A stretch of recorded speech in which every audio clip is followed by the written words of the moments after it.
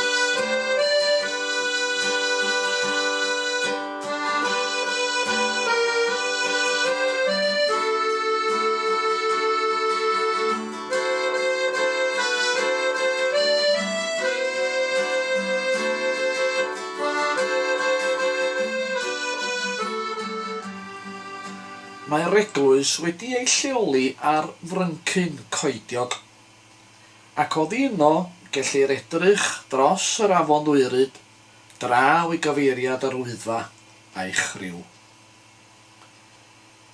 Pan adeiladwyd yr eglwys yn wreiddiol, roedd y tir llesaif yn ynys ben Llanw.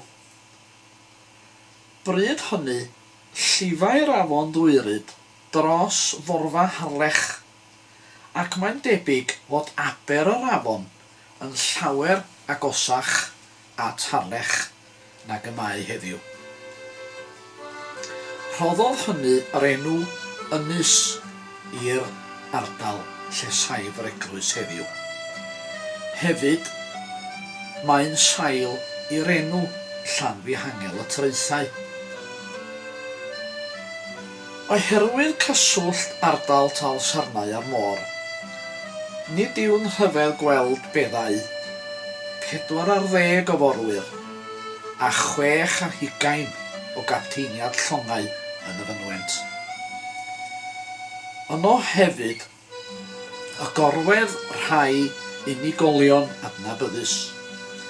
Mary Evans, sef Mari'r Fantell Wen, Lewis Holland Thomas Caerffynno, Gwyneth Vaughan yr awdures, Richard Hughes yr awdur, a'r arglwydd Harlech oedd yn llys genad i'r Unol Daleithiau.